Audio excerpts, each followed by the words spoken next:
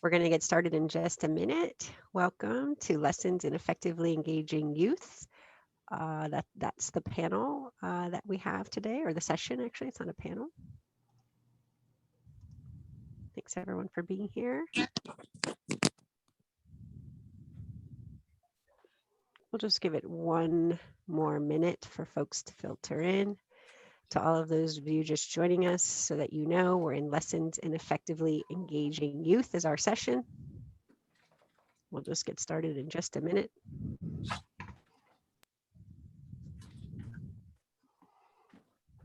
We see some familiar faces and new faces. It's wonderful to have you all here. And I do have the all-powerful mute, but if you do the favor of muting yourself, then I don't have to come in and be an authoritarian about it. Without further ado, I'll just get us started and then hand it off to our session hosts today. Welcome, everyone. My name is Sarah Iannarone. My pronouns are she, her, hers, and I'm the executive director of the Street Trust. This is the 10th anniversary of the Oregon Active Transportation Summit. This session is called Lessons in Effectively Engaging Youth, and our presenter is Xiong. A few housekeeping announcements before we hand it off to our friends from PBOT. ASL interpretation is provided by Stellar Communication. To ensure you can see your interpreter, please hover over their video and select Pin in the menu under the 3 blue dots in the right-hand corner. Our interpreters will switch every 15 minutes or so you'll want to repin. If you have any trouble with that, we can help you out in the chat. You can also use the chat to record your questions or use the hand raise tool. Sometimes that hand raise tool is found at the bottom of your screen. It depends on your platform. If you need any help navigating the Zoom, we'll work with you on that as well. Please use the social media hashtag OATS21 to post about the summit on social media. And don't forget to visit our website at thestreettrust.org to learn about our other programs and activities, including SB 395, also known as Safe Routes for All, which is an update to the historic bike bill on its 50th anniversary that the Street Trust is championing in the Oregon legislature this session. And finally, to claim AICP credit for attending this session, please log into the OATS SCED platform and find the AICP certificate download link near the top of the page. So, without further ado, I would like to welcome our moderator for this session, Laura Venegas, Transportation Ambassador Specialist at PBOT. Thank you, Laura, for being here. Take it away. Yeah. Thank you, Sarah, for that presentation. Thank you. I would like to start off by with a land acknowledgement. So, the Portland Metro rests on traditional village sites of the Multnomah, Wasco, Cowlitz, Cathlamet, Clackamas, bands of Chinook, Tualatin, Kalapuya, Molalla, and many other tribes who made their home along the Columbia River, creating communities and summer encampments to harvest and use the plentiful natural resources of the area. We take this opportunity to thank the original caretakers of this land. Thank you. And before we get started, we would like to start launching a poll just to see who's in the room. We will take about 5 minutes to do this.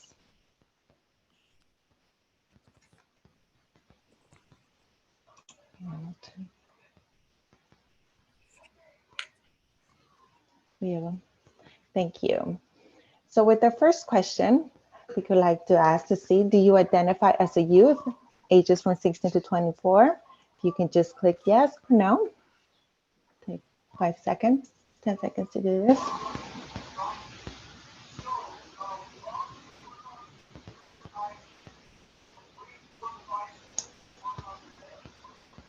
Our second question is, what type of organization, agency do you represent?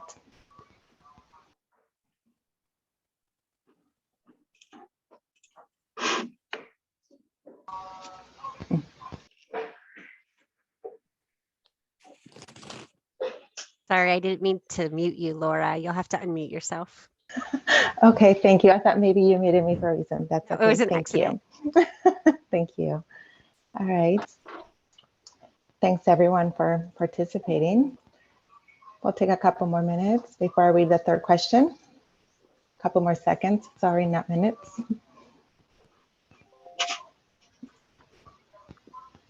All right. Our third question. How many years have you attended OATS?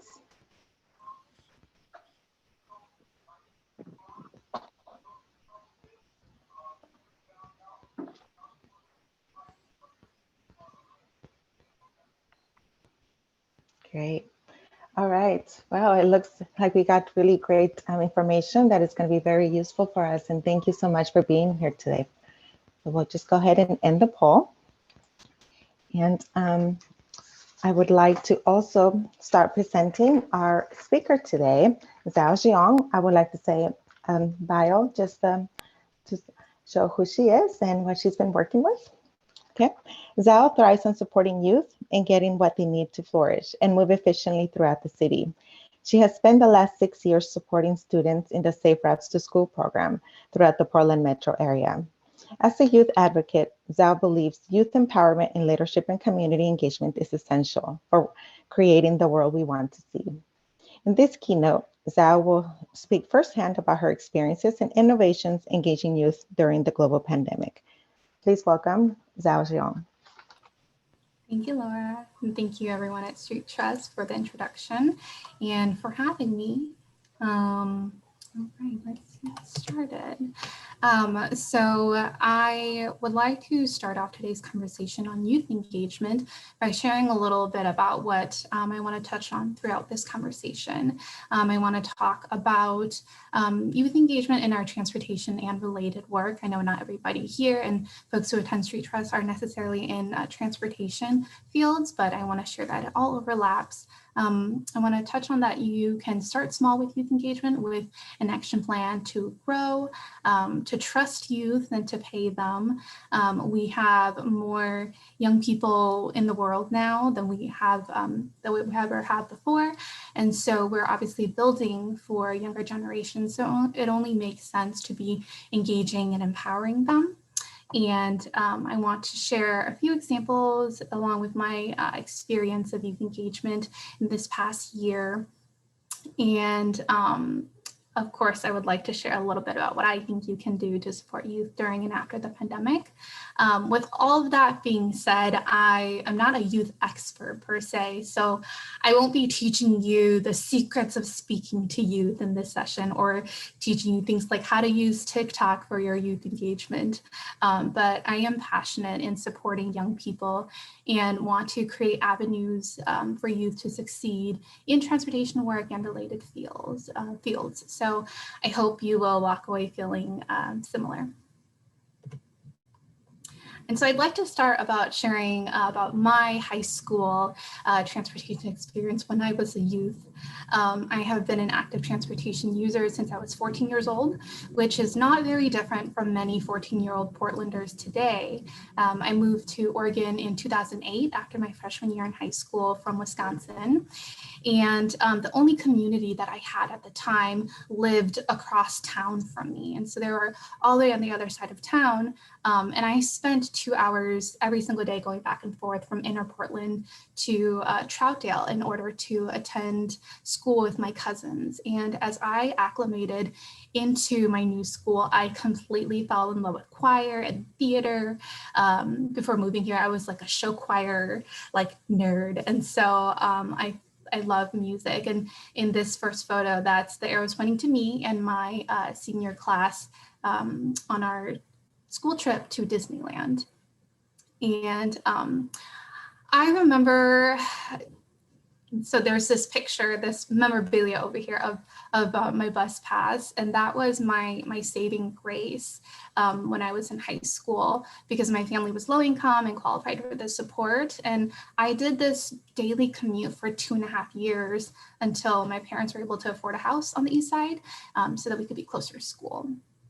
I invite everyone in the audience to write about your own reflections throughout this presentation, recalling on your own youth experience as I share these stories, because we were all young ones. So even if you don't think that your work serves youth or impacts youth, I promise it does. You are impacting youth.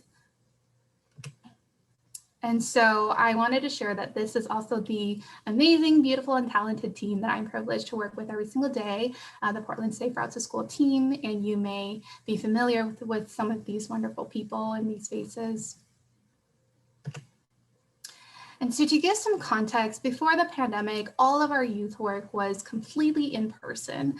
2019 was really the first year of us intentionally digging into what a high school program could look like.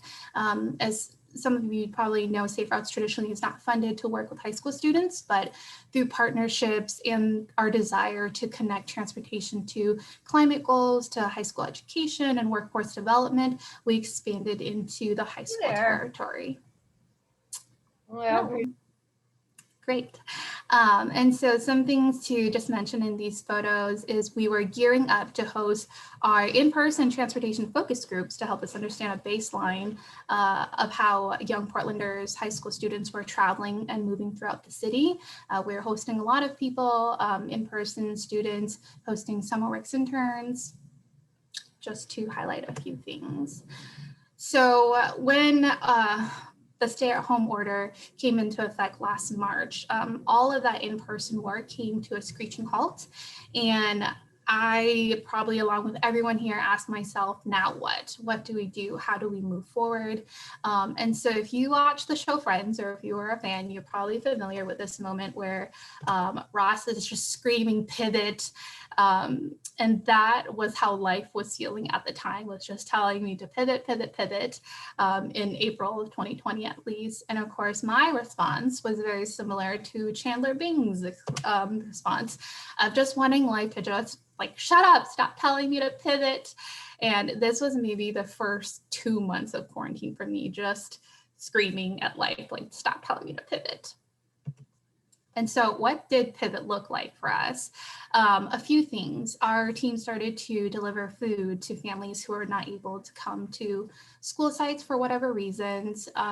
As y'all remember, at the beginning of the pandemic, we didn't really know anything about coronavirus. It was really scary. Folks didn't know if they could go outside at all, or be, even in like eyesight of other people without getting sick. And so for various reasons such as that, or even with transportation not being able to make it to the actual school site, we partnered with Street Trust to help deliver food on bikes. And that was really exciting to just be able to provide that service in a time where it felt like we weren't able to do anything.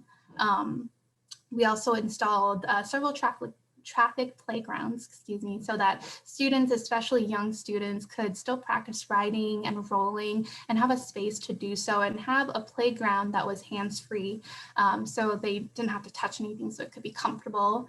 We also created a lot of virtual content. My colleagues, Lale and Kareen and others, created really cute and safe videos that you can see a screenshot down there at the bottom. With translations, we moved all of our materials online. And at this time, we were also really intentionally connecting and listening to youth programs such as schools, organizations, and advocates to listen and better understand youth needs at this time. We were excited that we could have a somewhat creative summer. So that was like the silver lining. We were able to hire virtual interns, which I'll talk a little bit about in the next few slides here.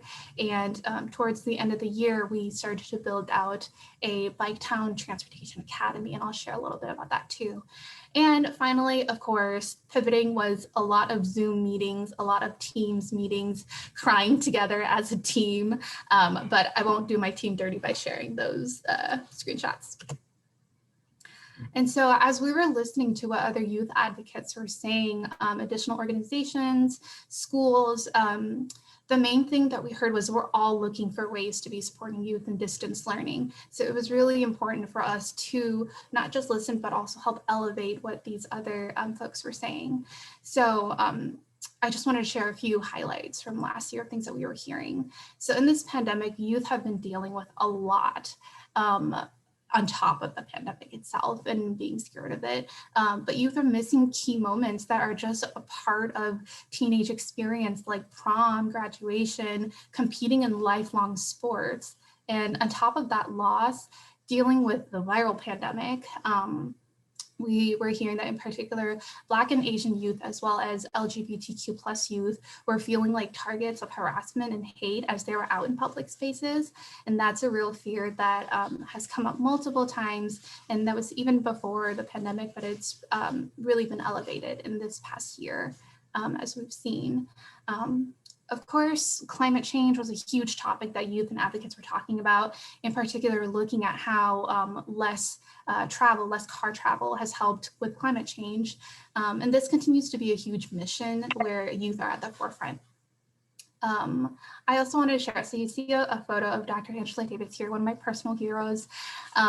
There were amazing conferences and summits that were empowering students in areas like environmental justice, advocacy, social justice, and it was really inspirational, really amazing to see leaders like Dr. Angela Davis show up for youth, encourage young people to tap into their power, even though we're all living in this pandemic, to support current movements and redefine the future. And that was a really good example of how empowering youth also encourages non-youth folks like myself. And finally, something that stuck because it kept coming up over and over again was to offer jobs to compensate youth.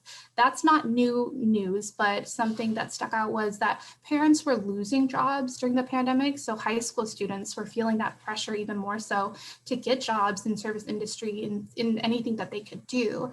And that meant going into sites in person, those types of jobs every single day. And I wanted to offer positions that were safe, were remote, still successful, and fun, in particular for youth of color. And so that's something that we had set out to do early last year. And so we were able to hire on 3 interns through our Summer Works program. We have a partnership with the city and our work systems program here, where youth are able to get summer internships every single year. And so we're very thankful that that didn't change last year, even though we were going through budget cuts and everything was uncertain. And so for the first time ever, we had these 3 remote positions with interns, and we didn't know how it was going to turn out, but we know that we wanted to offer this.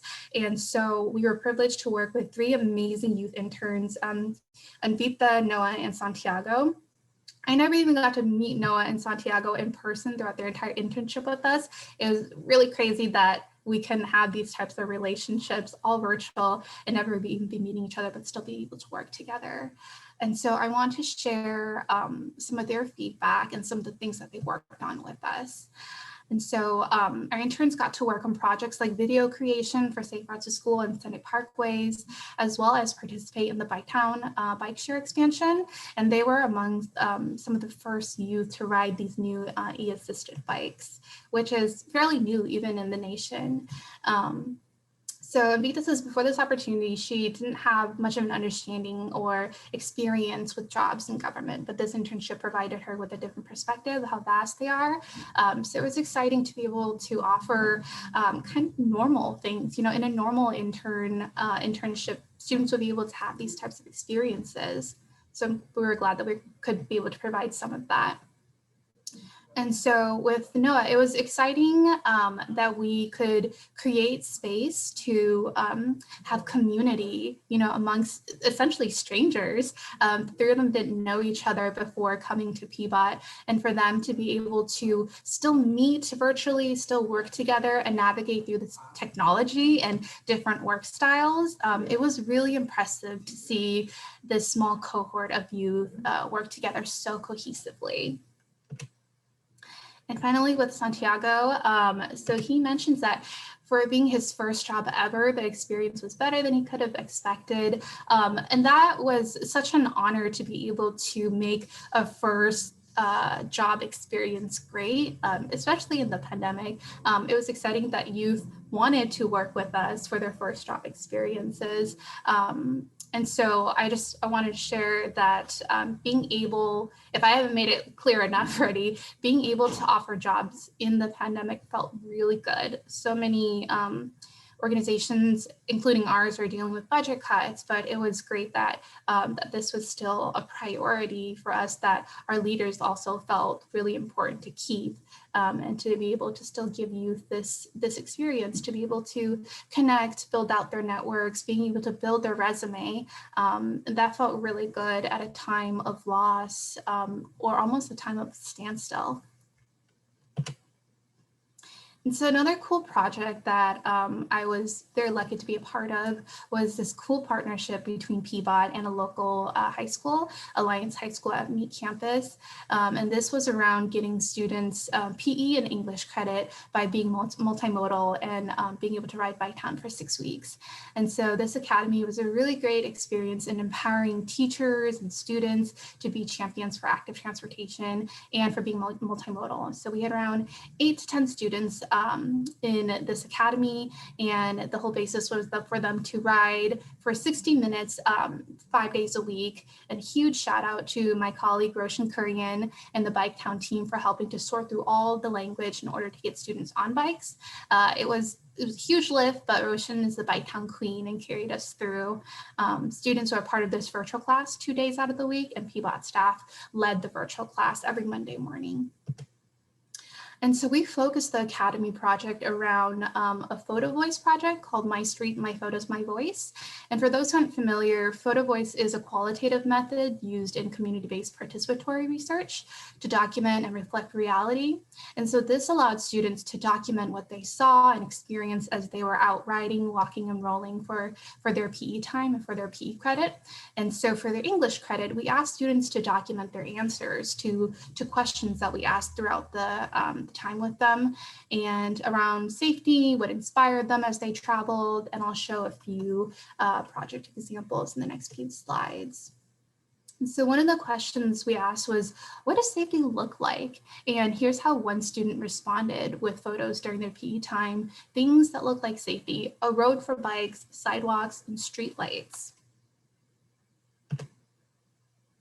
We also got to see adventures like this one of a student taking a bus and walking quite a bit to get to this place. The picture is a little bit blurry, but if you could see, the student is sitting on top of this tunnel bridge thing. I don't know what quite to call it, but this is a picture of them on their adventure. And it was nice to just be able to see as students are traveling, where they're traveling to and their adventures.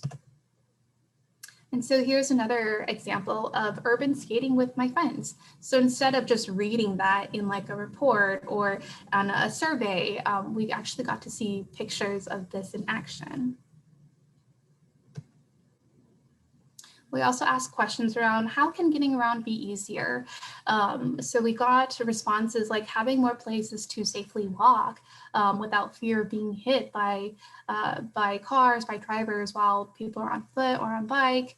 And I bring this up because I think that through projects like this, you can be asking really important questions to get feedback, but you could also be doing it in a way where it resonates with youth, where it's fun to be doing it and it's not seen as just a, like, here's another essay question.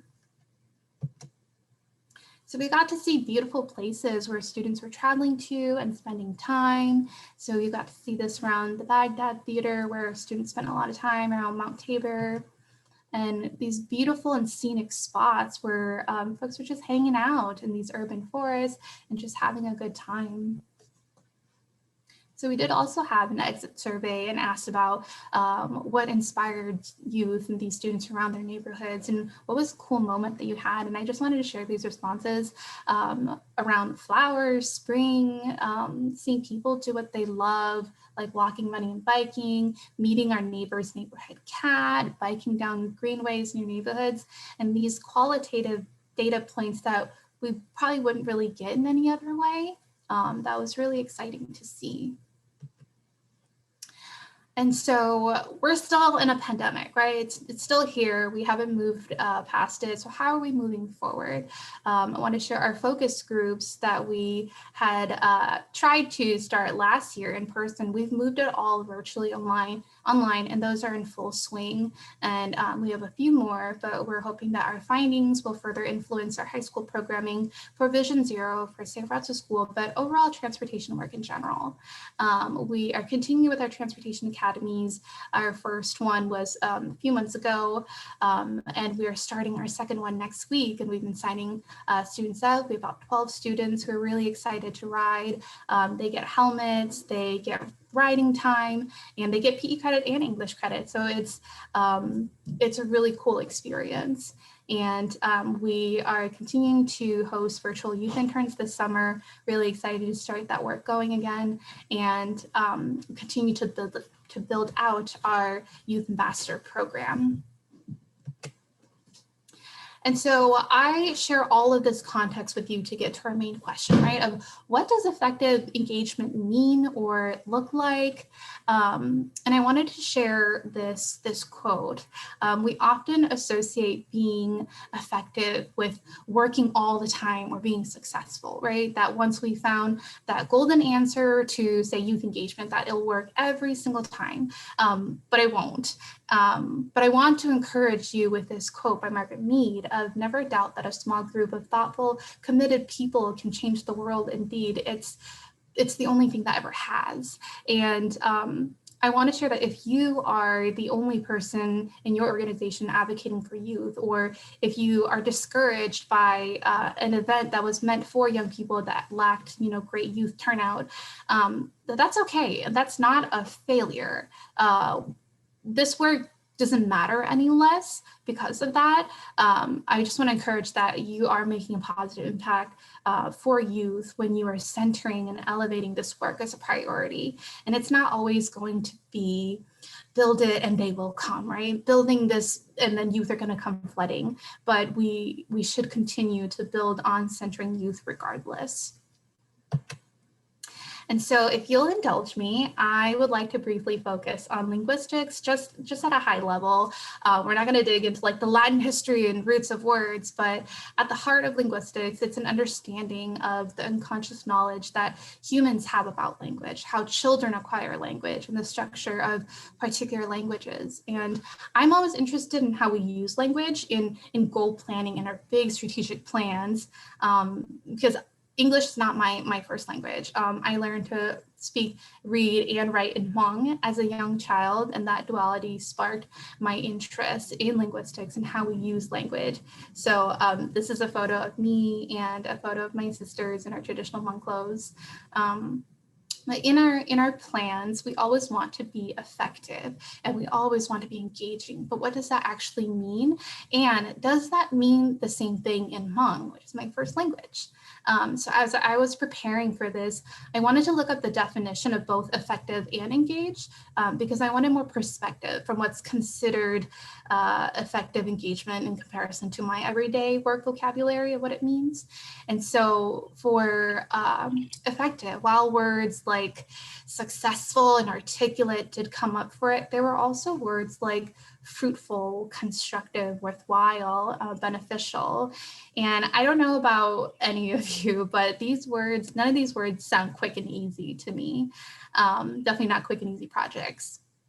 So in Hmong, effective, there's a term for it, which is Xiong, which translates to do good and to do it well. And so to me, with this perspective, effective means to take time to do good and to do it well, to build relationships that are worthwhile, that are going to be beneficial, purposeful, and constructive. And all of that is going to take time. As we know, nothing fruitful is planted and picked in a single season. And I know I'm jumping around a little bit, especially with that last nod to scripture there, but stay with me. I promise I'm getting there. And so with engagement, it really could feel like its own language, right? That we have to put effort into learning, but that's because it is. We can't rely on on our public engagement, public involvement specialists to do all of that legwork for us, because it could be and definitely can be, should be something that we're all familiar with. And I'm going to share some definitions that I found for engagement and engage. And as I share these, I encourage you to write down questions or ideas that come to you in terms of engaging youth.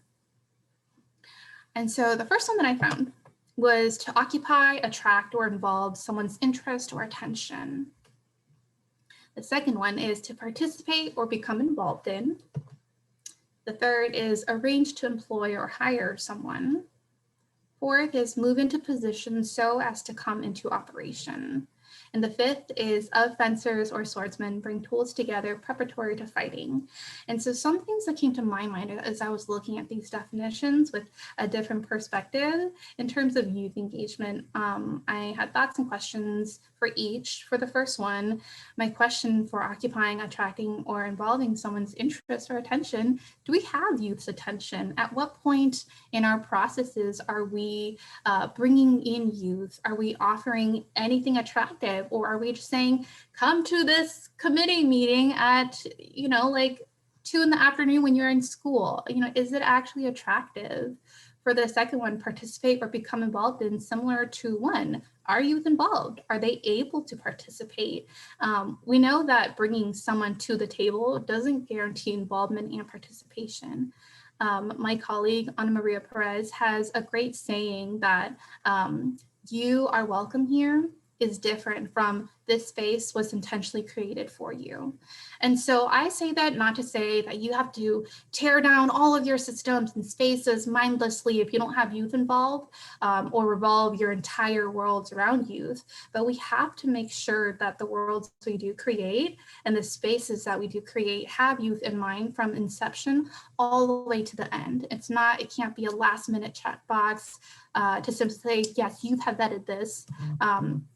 And it might be hard for you to think about what these processes might look like from beginning to end in terms of including youth, probably because they maybe don't exist yet. And so for arranging to employ or hire somebody, are we paying youth to help us with this work? How are they being compensated for their time and expertise? The next one, moving into position so as to come into operation. This was an interesting one. How are we setting ourselves, our programs, and our agencies up to operationalize youth engagement? We could talk about strategies all day long, say like, I would do it like this and I would do it like that. But if you're not in position, how are you taking steps to get there? If you're currently not able to pay youth because of whatever reason, how are you taking steps to changing that? And then the last one, my personal favorite, fencers or swordsmen bringing weapons or tools together preparatory to fighting. So this may seem at first like it's not related. This isn't, we're not fighting. But the more I thought about it, are we fighting for youth and youth engagement? Are we prepared with the right kind of tools to bring them on and to help them succeed? So we have to pause and ask ourselves, in the midst of all of our planning, in the midst of budgeting seasons, are we actually practicing effective engagement in our respective agencies? And in this case, specifically to youth engagement. We have to know what effective and engagement mean and look like in many ways with many different perspectives in order to capture and center youth needs. So finally, what can you do to be supporting youth during and after the pandemic? And these are just a few things. This is not a cohesive list of what all the things you can do are, but we do need to be asking these questions and to be reflecting on this of how can we be making our spaces better, more accessible for youth? How do we make this work more fun, and fun like how a teenager would define fun, that childhood joy and nostalgia that just invites everybody in. And so first off, start small, but don't just stay there.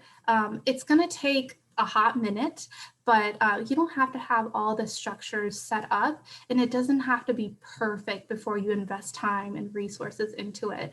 I think of youth engagement as a long-term investment because obviously you're not going to be able to hire a 16-year-old full-time, but starting that mentorship is incredibly important. And of course, collaboration is key. None of the work that I mentioned earlier would have happened the way that they did without partnerships. There are so many organizations that already support youth who are capable of paying them. They're out there. Find ways to work with them and pay them to do this work with you, for you, together. Co-creation is so important. Think outside the box. We all have the ability to engage youth. We have so much to share and to teach. And to be honest, sometimes you don't have to think so far outside the box or reinvent the wheel. You probably already have a lot of the answers of what you can do to share and teach about your work.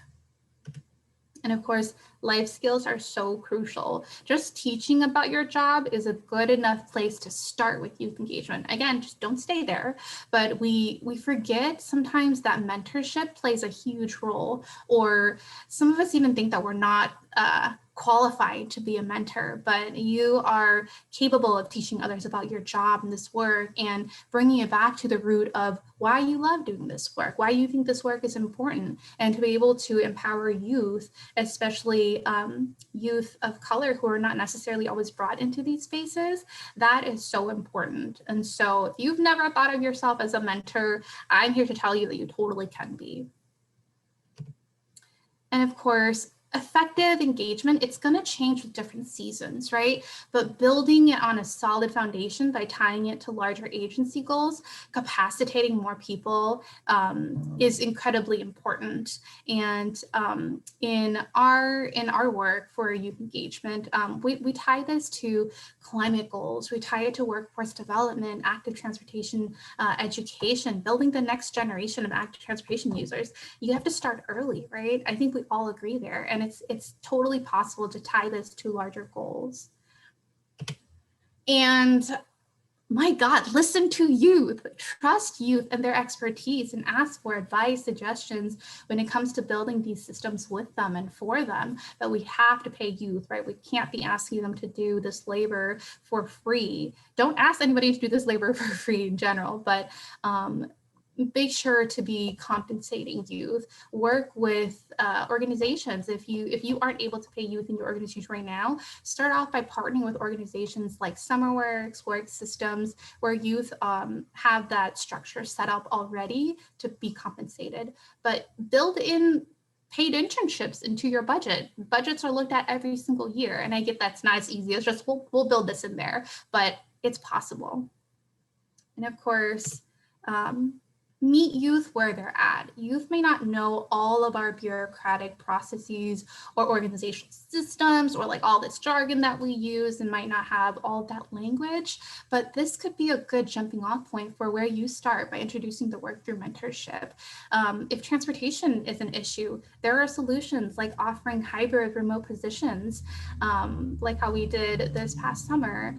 We were able to get laptops out to students, get them set up with the city, and it's possible now more than ever. And most importantly, centering youth and their needs mean that you will have to take feedback and be able to adapt, and of course, to pivot.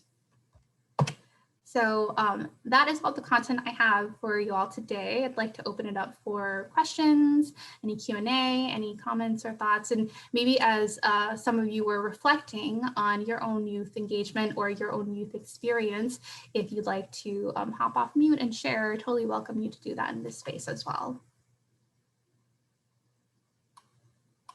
So Laura, I'll pass it back to you. I haven't been able to see the chat, so I don't know if there's any questions coming in or not. I'm happy to stop screen sharing, and maybe that would help me see it. Yeah, thank you so much, Zhao. No, there hasn't been any questions, but I'm hoping that someone will just share their thoughts or ideas. Oh, it looks like we do have one here. Can you please take some strategies to engage with youth from marginalized communities? Yeah, can you please talk about some strategies to engage with youth from marginalized communities? So I think this is a good question because I don't know, to me, it doesn't have to be so difficult. You know, like we often think about, oh, like who's not in the room? Like how do we create all these strategies to go and engage with them?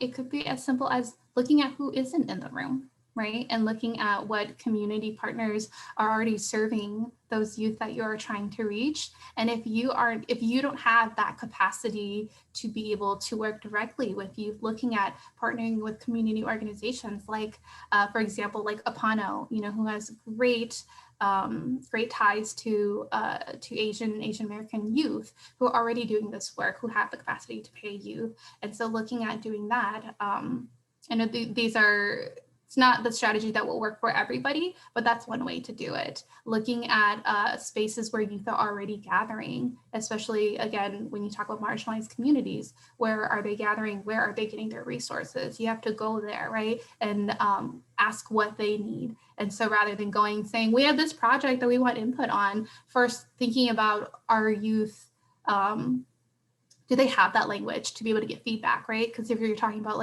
where do we put this rapid flashing beacon, in order to cross, youth might not know some of that language. And so looking at how do you capacitate youth, again, to do that work and to provide those tools to be able to do this work with you. Hopefully that was helpful. And we have another question or thought here from Emma. She says, having a transportation chat with our teams in the library program was one of the highlights of this last year for me. Library programs sometimes already reach more marginalized communities because the services they offer. Yeah, Emma, exactly. And at least here in Multnomah County and in the metro area, all of the libraries have a youth, I forget exactly what they're called, but a youth teen program where youth do already come and they get volunteer credit for being a part of it. They get volunteer hours. And so it's looking at those programs that already are offering something. And so you're bringing something in addition to that to help supplement it. That's great. Yes, thank you, Emma. I also see the statement about transitioning from you're welcome here versus the space was created for you. Yeah, it was really good to hear that too, and to reflect on how we intend for people to use our spaces, not just spaces where you get to come, like City Hall, where you get to come and talk about things that you feel passionate and strong about, but looking at spaces like out in public, like our sidewalks, like the public right-of-way, parks, and how those spaces are intended to be used, because we want to be creating these spaces for everybody, right? But yes, saying you are welcome here versus this space was intentionally created for you are two very different things. Yeah. Okay, I have another question here from Megan.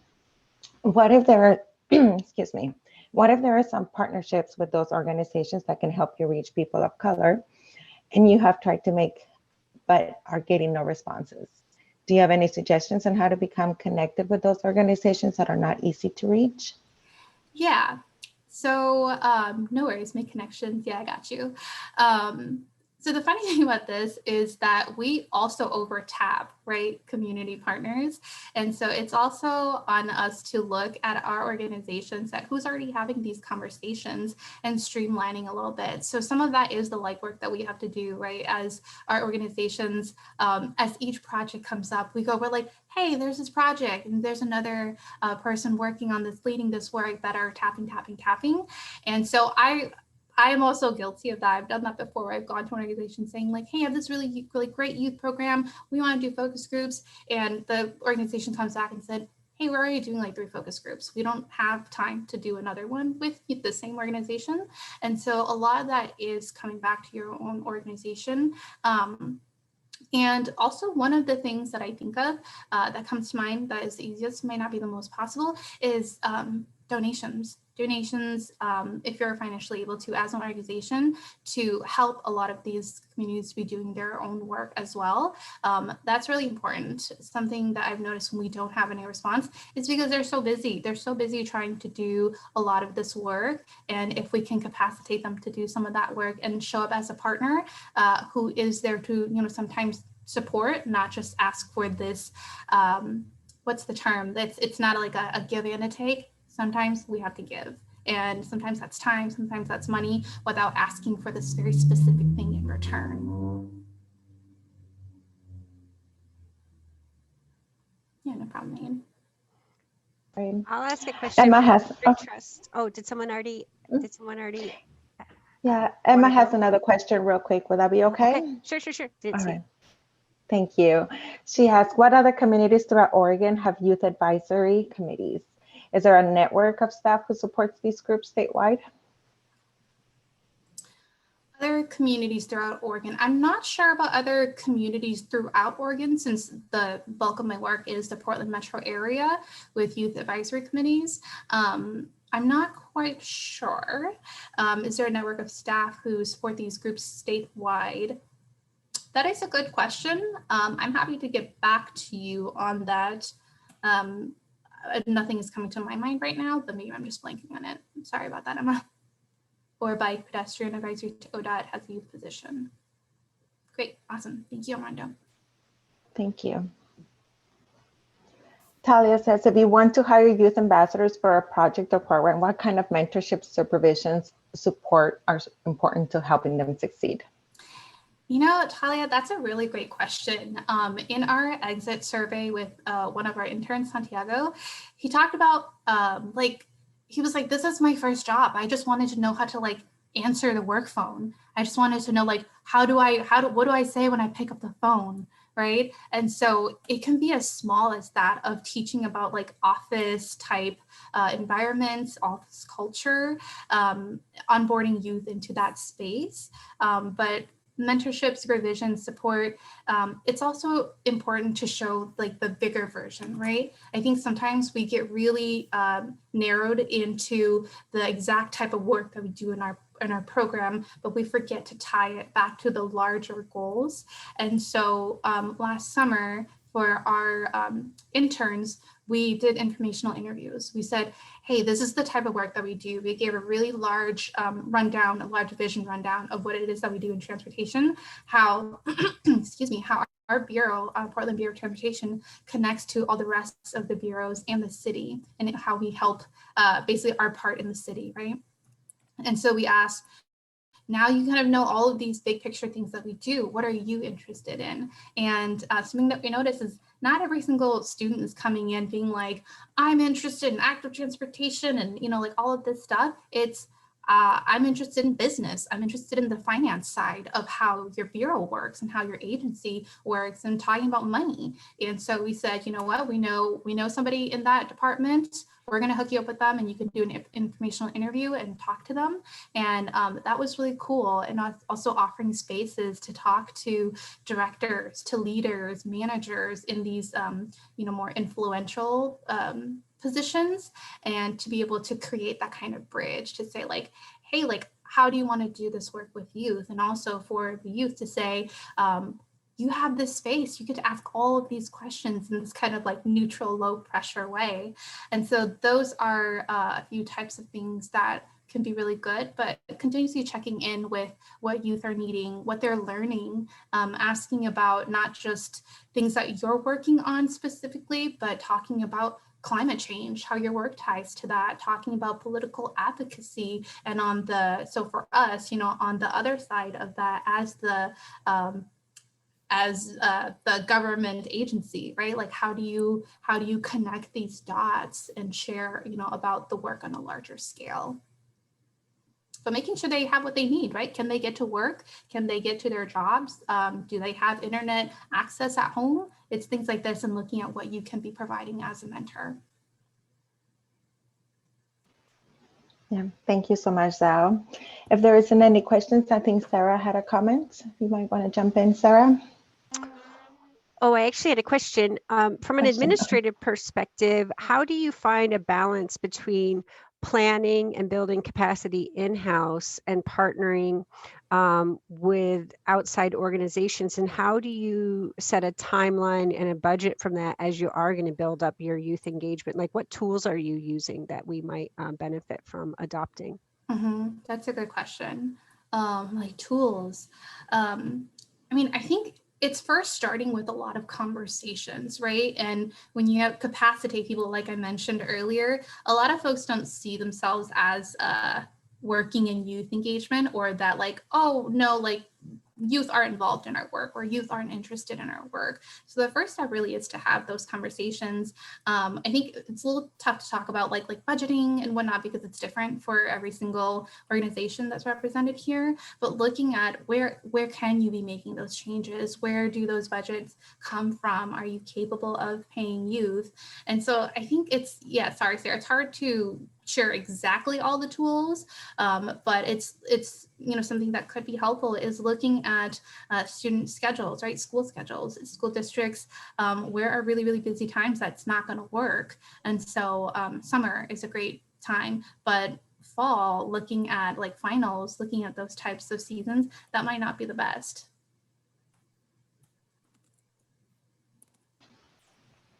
Yes, thank you. Yeah, no problem, Sarah. Mm-hmm. All right, is there any other more comments, questions, idea, or thoughts that someone wants to share in the chat, or you can unmute yourself as well? Yeah, and I would also ask that hopefully, you're walking away with at least feeling encouraged to do some of this youth work. You may not be in a position to say, I know exactly how I'm going to be engaging with youth or working with youth, but I hope that as you're reflecting on like your own experience of what brought you into this work, thinking about how you are able to empower young people to do the same thing. I've been hearing a lot that youth don't care about this work. They don't want to be engaged with this work. But I would argue that, again, how are we promoting this work? How are we inviting folks, youth and young people in to be able to want to do this work with us? Sometimes it's just that gatekeeping in how the language is shared.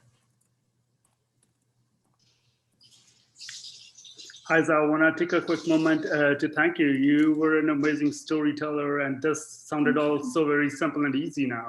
Thank you. Thank you. Yeah, it doesn't have to be so hard. Exactly. We could definitely make it easier for you to be a part of the work. Thank you for that, Navdeep. The Street Trust owes Zhao and Peabot a great deal of acknowledgement and gratitude for your advising, in particular, of building out the youth programming for this year's Oregon Active Transportation Summit. So we were so glad to learn from you, to heed your sage advice, and thank you also for this presentation. It has been phenomenal. We learned so much by working with you, and we're thankful for everything that you taught us. Thank you so much. What a wonderful presentation. Thank you. Thank you, Sarah. Thank you. And Emma is sharing with us. She states, the reason I got involved in my profession was because I saw so many areas for improvement and my needs as a teen weren't being met by the way I wanted them to. So I tried to take TriMet and bike to high schools, but my parents wouldn't let me in the Beaverton-Hillsdale highway area. Thank you for sharing that, Emma. Thank you, Emma.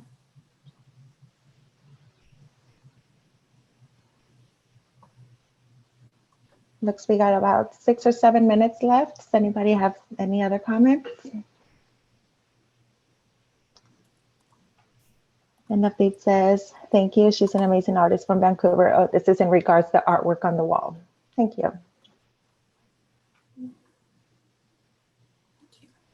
We got another question from Megan. Do you think other incentives of payments would work as well? Not just cash, but gift cards or something in that nature? I think so. I mean, I think that stipends are definitely important. It's always important to capacitate youth because we're not just asking for like labor, but we're also asking for them to give something up, right, by spending this time with us. And so I think that if you could be paying students, if you could be Venmoing, PayPaling students, if you're capable in your organization, yeah, that's great. Gift cards are good, but also looking at things like certificates. Are you able to draft something like that up so that students can put that directly on their resume, or can you be connecting with school districts? One thing that I didn't mention that we've been doing is we've been partnering with Portland Public School District at the district level. So yeah, through their college and technical education program, so their CTE program, that every single student in Oregon has to have some sort of CTE credit in order to graduate. So how can you take your work and tie it to that so that you're not like creating all of these new systems systems so that you can be implemented into these existing structures. And so tying it to college and technical education is a really great idea. There are simple things like externships. So a class that they're already a part of, when you're able to give that direct hands-on real life experience, that is a great way. And so being able to provide that experience, providing certificates, and making it fun. I think that if you could make it fun, that is incredibly important.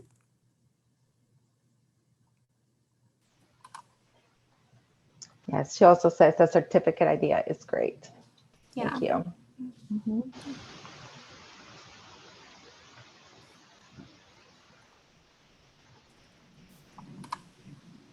Great. Well, I think this session is recorded, so feel free to come back to it. My information is also available. And so thank you so much for the time, everybody. I really appreciate this. Thank you for letting me share my story and be able to just say, hey, you, just listen to you. And so if you walk away with one thing, please walk away with that. Listen to youth, trust youth and their own expertise, and please pay them if you can. And if you can't, try. Figure out how you can. Thank you, everyone, for being here and participating in the poll as well. Hope you have a great afternoon. Thank you.